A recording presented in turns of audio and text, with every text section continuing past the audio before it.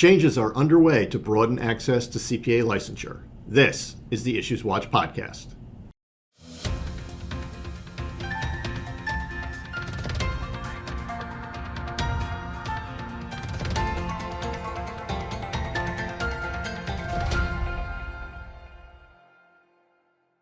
Hi, I'm Don Meyer, Chief Marketing Officer at the New Jersey Society of CPAs, and welcome to the IssuesWatch podcast. On April 29th, we held a live broadcast about efforts to address the CPA pipeline crisis. In this podcast episode, we're sharing clips from the broadcast about legislative efforts to create an additional pathway to CPA licensure here in New Jersey and across the country. You'll be hearing from A.J. Johnson, CEO and Executive Director of the NJCPA, Jeff Kazerman, the NJCPA's Vice President of Government Relations, and Marcus Rayner, Managing Director of U.S. Public Policy at PwC. First, Marcus provided an overview of progress being made in states across the country. As the state and local public policy lead for PwC, I'm tracking this with great interest on behalf of the firm, the Big Four, and large firms across the country. You may recall that about 2 or 3 years ago, the Minnesota CPA Society introduced legislation to create a bachelor's degree pathway in that state. And it sparked a broad and intense conversation in the profession about whether that was the appropriate way to go and whether the timing was right on that. And there was some opposition at the time from AICPA and NASBA to their proposal. And the reason Minnesota became kind of a canary in the coal mine on this and decided to take aggressive action early on is because in that state, the accounting shortage was so acute that the legislature had to change the test standards for county and municipal governments because there weren't enough CPAs in Minnesota to service the local governments and get their needs met. And so it became quite a crisis in Minnesota, and they heard an outcry from their members of the CPA Society there to do something about it. And they acted and tried to move quickly. That sparked a national conversation. And what you saw over the last few years is AICPA created a national pipeline task force, which met over the course of about 8 months trying to address this issue, which looked at everything from the pathway to licensure, salaries, image of the profession, diversity, all of the challenges that Don and AJ and Jeff alluded to in the opening of this. But I think everyone began to recognize very quickly that the pathway was a challenge. I don't know about everyone on this call, but I probably hear anecdotes every day when I talk to our partners across the country of young people who see their friends go off into business and finance after 4 years of education and get that quick 5-year five-figure salary, while an accounting student forgoes that salary for a year and has to get 30 more hours of education. So I think we did have a problem in the profession, and the Pipeline Advisory Group came out with some recommendations to move forward. Those recommendations included moving to a competency model. NASBA had their own professional licensure task force, which met and proposed a competency framework. And so you had some competing ideas out there for how to improve the pipeline and get more CPAs interested more candidates interested in the profession. And then last year, you may all know that AICPA and NASBA, which jointly control the Uniform Accountancy Act, which is the model legislation that states are encouraged to follow for their own Accountancy Act, came out with a exposure draft, I believe in September of last year, that went open for comments and included a bachelor's degree pathway with 2 years of experience that had to be based on a competency framework that was also put out with 8 core competencies that would have to be signed off on by a licensed CPA, and had what I would describe as a cumbersome process for preserving mobility. Just to pause for a second and say that as a representative of a large firm, our primary concern going into this was, of course, getting more CPAs in the profession, but our equally serious concern was preserving the practice mobility that the profession enjoys almost uniquely among licensed professions. That certainly serves regional and large national firms very well and serves the profession well. And we were concerned as a firm that the mobility language in the first UAA draft was not easily workable. And I think there was a lot of concern out there on the competency framework. And those were reflected in the comments, which closed in December and were made public early this year. And you saw AICPA and NASBA quickly feel the need to pivot on their UAA exposure draft, and that's why we have a second one now. And there was a lot of friction in getting there. I think NASBA was very wed at the time to its competency framework. Its board chair had been a big advocate for that. The professional task force that they founded or organized had been a proponent of the competency framework, and AICPA was less wed to that. And so AICPA had a new president, as you all know, in January, who inherited this challenge of getting the profession on one page with licensure.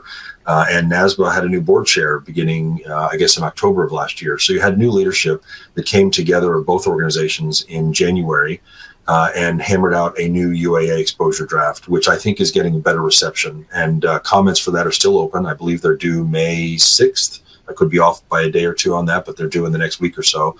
That new UAA exposure draft has a bachelor's degree pathway alongside the current master's in 150 with 2 years of general experience, much like the 1 year that currently exists for 150 pathway. There's no need for competency framework. You just work for a licensed CPA. They certify that you work for them for 2 years, and you've satisfied the experience requirement. And it throws out the term substantial equivalency, the new exposure draft, and also the idea of automobility, and comes up with a new term called individual practice privilege, which basically says that if you are a licensed CPA in a state that follows the UAA and you have passed the exam and have either a bachelor's in 2 years of experience or a 150 in 1 year, you enjoy practice mobility across state lines. And the last provision that was added to this new exposure draft is what we call a safe harbor provision, which basically says if you were in the UAA draft, if you are a licensed CPA as of December 31st, 2024, you enjoy mobility full stop. No question about when and whether you pass the exam, which of course you would have, and what your pathway was. You have a license as of December 31st, 2024, you enjoy mobility going forward. And that's to preserve the current status quo for all of the people who are currently licensed as CPAs across the country. Although Minnesota led the fight, a lot of states have picked up the baton and moved forward. And I think this new exposure draft that has been now voted on for exposure by both the boards of NASBA and AICPA have given states permission to move forward with a new consensus in the profession. And you're seeing bills pass very quickly across the states. 6 states have already enacted this new pathway into law. Those states are Ohio, Virginia, Utah, New Mexico, Indiana, and Hawaii. Notably, Hawaii is requiring 3 years of experience for a bachelor's pathway because Hawaii likes to be different. The legislation has already passed both houses in several more states: Georgia, Montana, Tennessee, Maryland, Iowa, and soon Texas. And it's passed one house in Florida, Illinois, South Carolina, Alaska, and Oregon, North Carolina. I think that's it. And there are a lot more legislatures. You know, I always like to say legislatures are procrastinators. They like to pass most of their legislation in the final weeks and months of their session. And so most states will resolve their legislative sessions by June. So you'll see a lot of bills get done in June, and a few like New Jersey and Massachusetts go until the end of the year. And so I think whether New Jersey does this quickly or by the end of the year, I think it'll get done this year. But I can confidently say, I think by the end of this calendar year, at least 15 to 20 states will have changed their licensure law to create a bachelor's degree pathway. And next year, I think another 20 states will do so. And just this year, I think you'll see that those states will include California, Texas, Illinois, probably Florida, certainly Georgia and Tennessee, and hopefully New Jersey, Massachusetts, Pennsylvania. New York is a different animal, and we're hoping that New York will act this year, but there's no guarantee of that. But I think some very significant states will do it, and that will create kind of an inertia for the rest of the country. And there'll be a couple of outliers, just to say that, like Wyoming, for example, only has a budget session in 2026, so you can't move policy legislation in 2026. Wyoming won't get this done until 2027. There'll be a few states like that. So we have a couple of years before we get all 50 states to get it done. But like I said, this new UAA draft has really given the states permission to move forward with this bachelor's degree pathway. And I think we'll see pretty much uniformity across the states within 2 to 3 years. And that will give the profession some confidence moving forward on how we train and what we expect of our new professionals, and hopefully bring new people into the profession. We then turn to the legislation the NJCPA has drafted to create an additional pathway to CPA licensure here in New Jersey. First, AJ discussed the elements included in the bill. With the additional licensure pathway option, In New Jersey, candidates will be able to pursue a CPA license by earning a bachelor's degree and completing 2 years of experience and passing the CPA exam. The current option would remain available as well, so that's important. So 150 credits, 1 year of experience, and passage of the CPA exam. In addition, what we spoke about earlier, mobility, that's the individual practice privileges. CPAs licensed in another state will be able to practice in New Jersey as long as they have a bachelor's or higher degree, have passed the CPA exam, and have at least 1 year of experience as a licensed CPA. And those same requirements will be necessary for gaining a reciprocal license in New Jersey. We also have a safe harbor provision in our bill where CPAs licensed in New Jersey prior to the effective date of the bill will automatically retain their license. So no worries there. And the effective date would be January 1 of 26. Next, Jeff told us the steps the bill will have to go through and the timing we can anticipate. Looking at the step one, getting a bill passed, it's very straightforward. Just looking at it as far as the process, which is basically a bill is introduced, it then has to pass 2 houses and then be sent to the governor for his or her signature. And the process through the legislature it's got to be heard in one house is in a committee, then be voted on and passed by the full house. Then usually it goes to the other house and the same thing happens. And then the governor has, anywhere between 40, in effect, de facto really has between right away up until 3 or 4 months later to sign it. The reality though, or what happens is much more complicated. This is not like the business world. There's no set agenda for legislative meetings that kind of, fly by their pants. Is that the seat of their pants? Seat of their pants. Yes, okay. yes. Well, that wasn't in the script. Yes. So you never know. As an example, May 5th was supposed to be a committee meeting at which our bill, would be voted on. But at the last minute, it's been canceled. So the next expected date is May 15th for the committee to be heard. But I'm making this up. I have no reason to believe that this is going to happen. Let's say some emergency happened. The legislature could say, well, you know what? We're not having committee meetings on the 15th, and instead we're calling into session the full legislature to consider this emergency.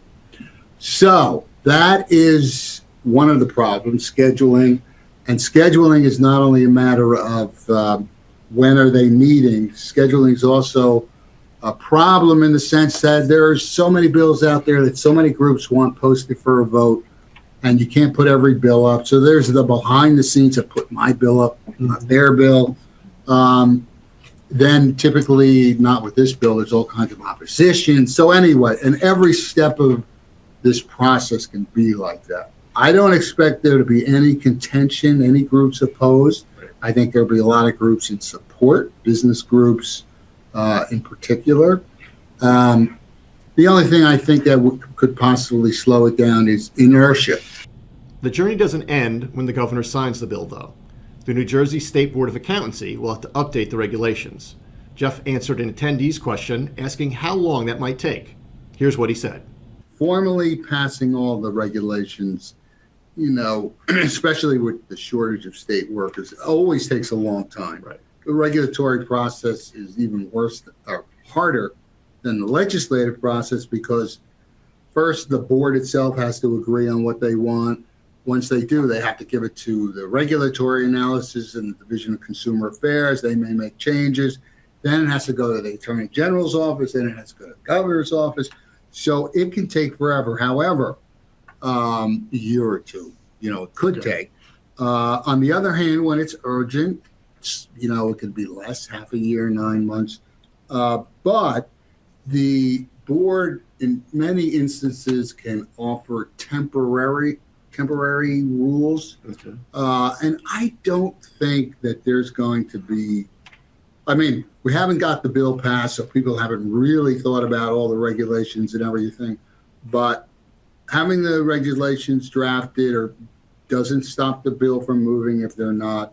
And I think the board will work out a way to do this. And conceptually, I mean, we believe that the board supports the concept of 2 years of experience in lieu of the extra 30 credits, correct? Yes, Yeah. they are 1,000% behind it. So And that should grease the wheels a little bit. Yes, yes. They'll be doing everything they can to grease the wheels. Yes. Once the bill begins its legislative journey, here's how you can help support it.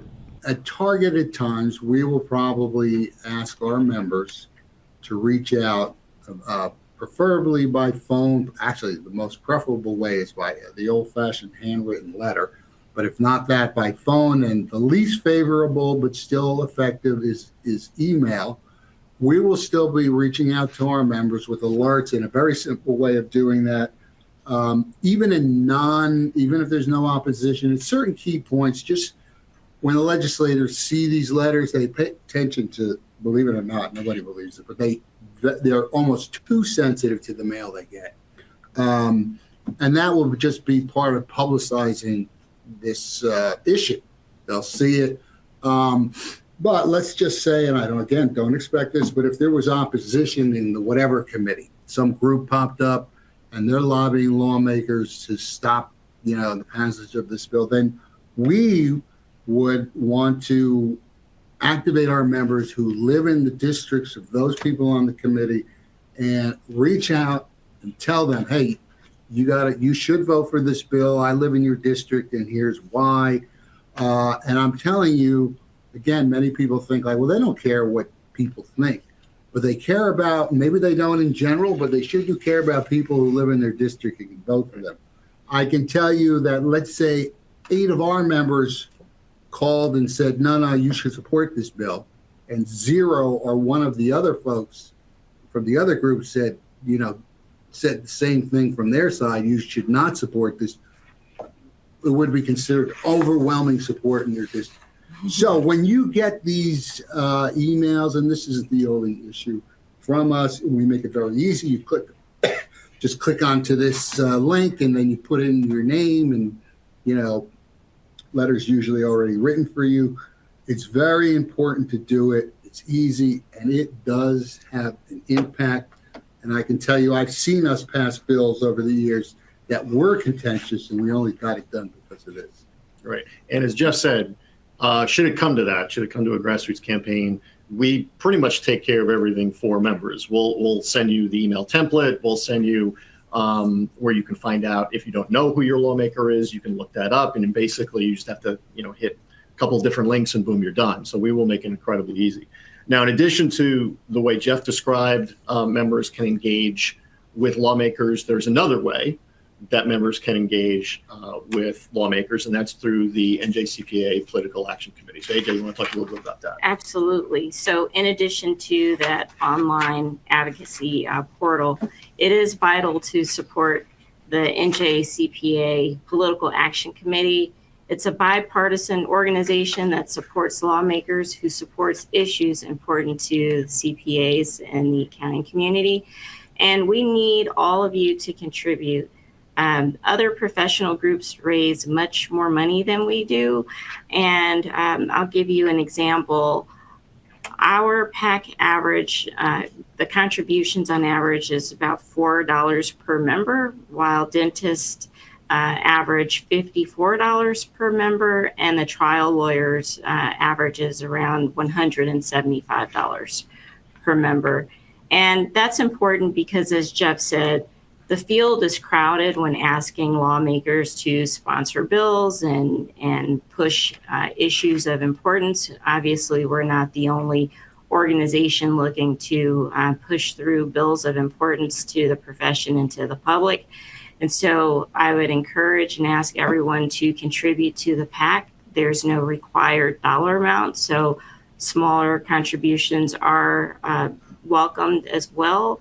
And just to keep the PAC in mind, because this is an election year with 80 seats in the Assembly, as well as the governor's office, all up for grabs.